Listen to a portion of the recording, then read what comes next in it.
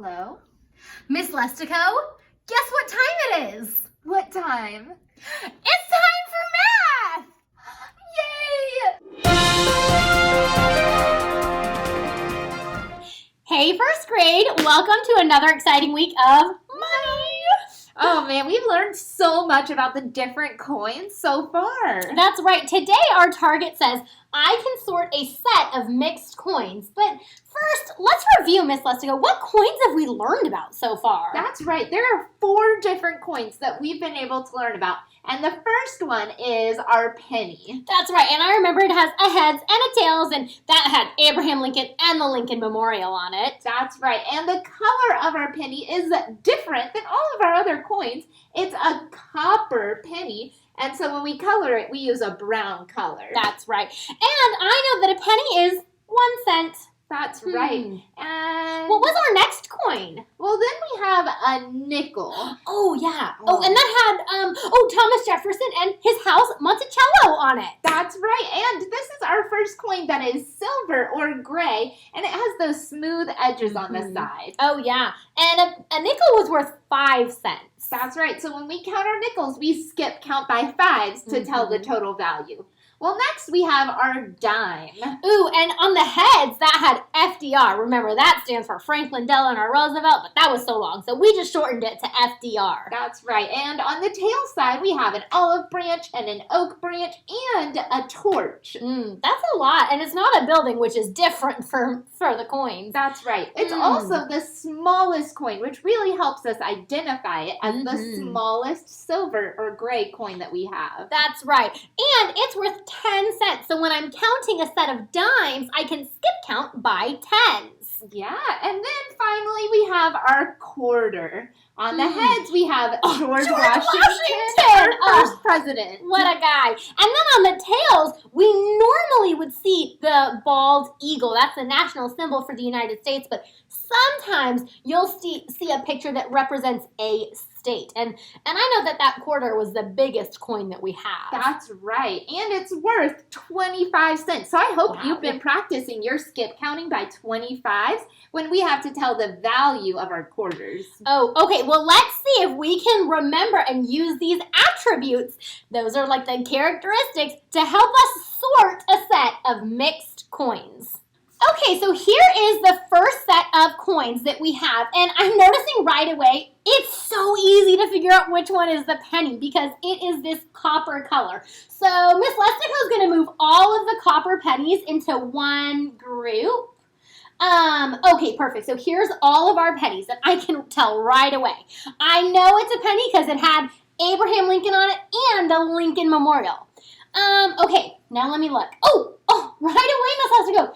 These coins are the smallest coin out of them left. They're all gray and silver, but those are the smallest ones. And that definitely looks like branches on the back. And, ooh, that has a face on it. Who was that again? FDR. This is a pile of dimes. It's the smallest coin, and it had those branches on the back and FDR's face on the front. I know it's his face because he has this really short hair, and it doesn't show like any jacket or anything that he's wearing. So that's another way I can know it's him. Okay, well, some of these coins I can see the heads, and some of them I can see the tails. Let's see, this has an eagle, but that has a building. Okay, so those can't be the same. And, but that's the Monticello building, and... Oh, that's Thomas Jefferson. Oh, I know it's Thomas Jefferson because I can see he has like a ponytail on him, and you can kind of see his jacket that he's wearing. Those must all be the nickels. Okay, so we're going to put all of our nickels together over here. Let me make sure we got them all. Oh, perfect. So some had Monticello and some had Thomas Jefferson. Even though I'm seeing the heads or the tails, I still know it belongs to the same coin. What are all these coins that are left over then? The quarter, yeah, it's the quarter. I can see there's an eagle on the back and George Washington on the front.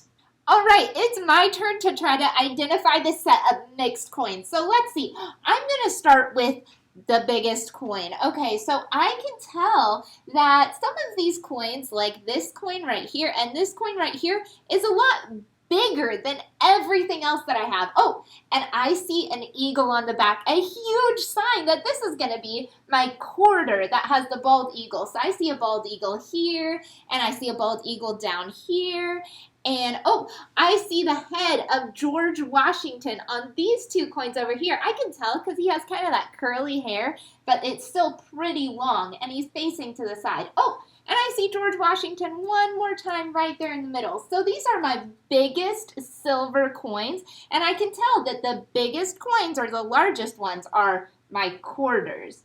Well, now I know that the pennies are my copper-colored coins, and so those are pretty easy to tell and sort. I see the back, the Lincoln Memorial on these, and the head of Abraham Lincoln on some of the others. So those are really easy for Miss Lime to sort to the side. And all that I have left are smaller silver coins and bigger silver coins. So I know that the smallest coin is the dime. So if we pull apart all of those small coins, I have all of my dimes together up here. And I can see the torch and the olive branch and the oak branch and the head of FDR in these coins. Oh, and what I have left is a building on the back of the coins. And I know that my only silver coin with a building on the back would be my nickel with Thomas Jefferson's home, Monticello. And so I'm going to have all of my nickels right here. It's your turn. On Seesaw, you have a page that has a whole bunch of coins all mixed up. Some are heads, some are tails. At the top, it tells you to color all of the pennies a certain color, all of the nickels a certain color, the dimes and the quarters. Now, we know the colors that we picked are not really the color of the coins, but it's just so you can separate them. That's right. If we colored them all the correct color, we would have 3 coins that were silver, and then we wouldn't know that you know which coin it is. That's right. So make sure you pay close attention to who's on the heads and the tails so you can correctly identify and sort the different coins. And when you're done, don't forget to hit that green check mark in the corner. Good luck, first grade.